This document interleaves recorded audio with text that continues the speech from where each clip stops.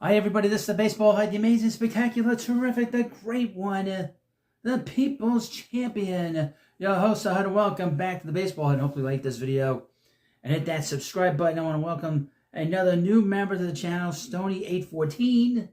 Thank you, sir. And of course, it's bad as I think it's pretty easy to join, to become a member.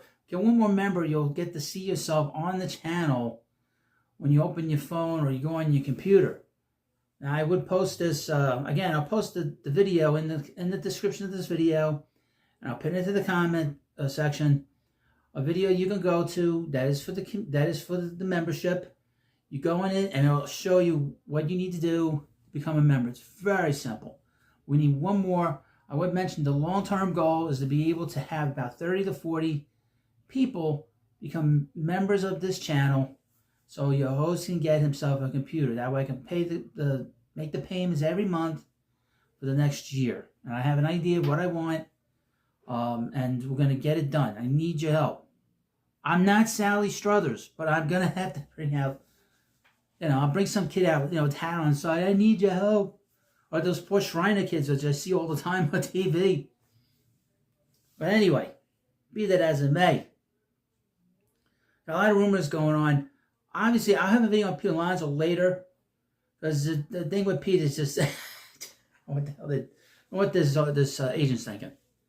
This is not 2009. This is 15, 16 years later. But I have an interesting rumor that came out today about the Mets bullpen. Now, your host has a whole bunch of names here, along with this big name. I'm going to go through right now.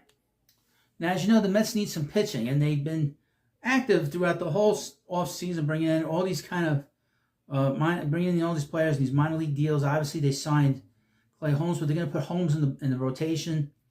They signed Frankie Montas, but they really haven't made like a signature move for the bullpen. They kind of needed to bring a lefty in. I heard AJ Minter, but there was a big name that popped up today that the Mets actually met with. And I was surprised to see this, but I'm very happy about it. And that is Tanner Scott. He pitched, obviously, for the Marlins last few years, and of course he got traded in the middle of the season last year, and was pitching for the Padres. He is a Shohei Ohtani killer. He'll strike him out. He struck him out 4 times in the postseason last year. But I have this thing from SNY, and they go through this again. I have a whole bunch of names here of relievers the Mets should be talking about. Mets could sign high-end free agent reliever. Have met with Tanner Scott. Adding Scott will create a dynamic 1-2 punch with Edwin Diaz at the end of games. As the Mets continue building their roster ahead of the 2025 season, which is about 37, 36 days now away from pitchers and catchers, it's a possibility that they'll sign one of the top free agent relievers remaining on the market. SNY's little Andy Martino reported on Monday. Now, I would mention that has been one of the markets that's been very quiet. This market has been very quiet so far this offseason. But it's going to start picking up over the next 4 weeks, because these guys are going to want to sign. These guys are going to want to sign, and they're going to want to, pitch. Quote, little Andy said, I'm not saying they're going to go wild on the reliever market, but I think because the top relievers cost so much less in terms of years and dollars, and I think that Dave Stern's years is the more important piece of that than dollars, there's a chance that the Mets will shop at the higher end of that, whether it's Tanner Scott or even a name guy like Kirby Yates. Martino said on Baseball Night in New York, quote, they could bring in a name brand reliever more likely than they were to bring in a name brand starter probably. To that end, the Athletics' Will Salmon reported on Tuesday that New York has met with Tanner Scott. The left-hander Scott, who will be entering the age 30 season in 2025, is the best free agent reliever available. Same designation he had when free agency started over 2 months ago. He had a 1.75 ERA and 1.12 WHIP with 84 strikeouts and 72 innings last season for the Marlins and Padres. In 2023 for Miami, Scott had a 2.31 ERA and a 0.98 WHIP with 104 strikeouts and 78 innings. And if the Mets signed him, he would form a potential lockdown combination at the end of games with Edwin Diaz. In addition to Scott and Yates, who had a 1.17 ERA and a 0.82 WHIP, while striking out 12.4 per 9 innings last season for the Rangers. A handful of other high-end free agent relievers are still available. Now, before I forget about Tanner Scott, the one drawback to signing him is his walk rate is very high. It's over 4. It's in the high 3s, it's in the 4s. So just keep that in mind. He does walk a lot of batters. That's the one thing. This list also includes those that include Carlos Estevez and Jeff Hoffman. In the case of Hoffman, though, some reports have indicated that he could be signed and converted to a starter. The word about him was that he saw what Clay Holmes got, and he thought, that could be a starter too. The thing that's interesting about the Clay Holmes signing, it was actually a pretty good deal. Because if it doesn't work out as a starter, you can just throw him in the bullpen. You know you're going to get an all-star level of performance, although you don't want him closing games out. The Mets bullpen is still very much in need of reinforcements. The Daniel Nunez, if back healthy as expected, should be a key setup man, and Rigaro will be a factor. Meanwhile, Jose Buta could be an important cog of the Mets keep him in a relief role instead of shifting him back to the rotation. You can use him as a long man. That's the one thing about Buta, or they can have him come in 7th inning, 8th inning. But beyond Diaz and the aforementioned 3 relievers, the pen is still very much in flux. And they did a lot of stuff last offseason that they've been doing this offseason.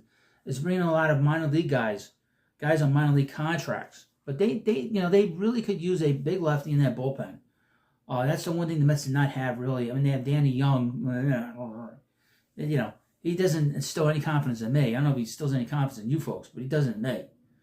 But a couple other names. We'll go through the names of players. Again, Tanner Scott is the high-end guy. Keep an eye on him with the Mets, especially since they talked to him and met him. That's a big deal. Kirby Yates, the aforementioned, they mentioned him in that. Jeff Hoffman, A.J. Minter. The thing about Carlos Estevez, the rumor is today with him is that the Blue Jays, and this is from John Heyman, that the Blue Jays are very interested in him. So I could see him going up there. Ryan Helsley, I mentioned they would have to get him in a trade. He's with the Cardinals. I'm just throwing his name out there because I know that, but he's right-handed. A.J. Minter, by the way, just so you know, is left-handed. Of course, I've talked about David Robertson. I talked about him a few days ago. His name has been bandied about a little bit. Maybe probably more amongst us than the Mets. We know what he can do. There's no problems there. Kyle Finnegan. Keep an eye on him. He was non-tendered a contract by the Nationals back about a month ago. So he's a guy that was put on the market, and he's a guy I've not heard anything about him, but he would be pretty good in the 8th inning, although he'd probably want to be a closer. And the last name on my list is Kenley Jansen. The problem with Jansen, and it's not really a problem, is that he's still pitching well. He's still performing well at his age. I believe he's 38, 39, 40 years old. He's still performing at a very high rate, but he has a lot of saves. Okay? And he might want more saves to build his Hall of Fame credentials as a reliever. So that's the one thing about him. He might not want to be an 8th inning guy at this point in his career, unless he wants to win another World Series. If he wants to be part of a team that has a chance to go to the World Series, then he'll want to sign with the Mets. But if he doesn't want to do that and wants to pitch, late in the 9th inning, to get up higher on the records in terms of the saves, to me, I don't think he really needs that at this point in his career. But I've heard the Braves a little bit, Toronto a little bit, perhaps going back to Boston. I think Philadelphia was in on him a little bit, and then they signed Romero. And I thought the Yankees were kind of interested until they made that deal for Devin Williams. Or maybe he'll go back to the Dodgers. But if he wants to win, this is not a bad place to be. And he'd be pretty good. He would be really good late in the game. We know that. That's one of the names that I'm throwing out there. But this is a very interesting video to look at because we haven't talked much about the relievers this offseason. And really, if they sign Tanner Scott, it'll be a good move, but just keep in mind he does walk a lot of batters. That's the only drawback to him. The walk rate's very high in his career. That's the only thing. And really, the last 2 years he's been great. Up until that, he's sort of been average. But the last 2 years he has found it. And he pitched real well in the postseason, I guess, with the Padres. But very interesting group. And again, the Mets could use a lefty. He'd be great. And if you pitch Diaz, Edwin a lot, you can just throw him into the 9th inning. and you can get 10 saves out of him late, and when you need him. That way you don't have to wear Edwin out so much. You don't have to use Edwin for so many multiple innings, especially late in the season.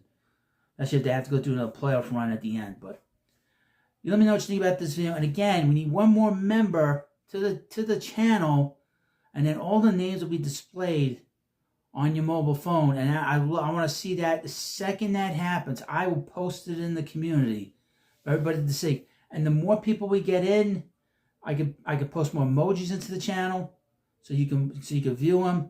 Or it'll be random. And if you got like 20 or 30 people, it'll just randomly come up. So you'll want to go and check it out all the time to see if you're on there. So that's what I like about it. But we need one more to get onto the mobile part so you can see it. And I'll put the link in the description of this video and in the comments section for a video. You jump onto the video, say you can't watch it unless you're in the community, unless you're in the membership, and then it'll open up underneath how much you got to pay. It's a flat rate. I'm not asking for anything more than that. But like I said, I need about 30 or 40 people, 34 extra special people to become a member. And once that happens, be able to really improve this channel in a major way, improve the quality of the sound, the quality of the picture for you. So, believe it or not, the number one way to watch this channel or any of the channels is on TVs, believe it or not. Not so much on your phone, or not so much on your computer, but on TV. That's a big place for people watching these videos. So I know you don't want to watch me on a 40-inch, but if you do that, great. So I want to have the best quality here for you. So it's a win-win situation for you and for me. Less for me than for you. But thank you for watching this video. And of course, please subscribe to the Baseball Hut, and I'll see you later.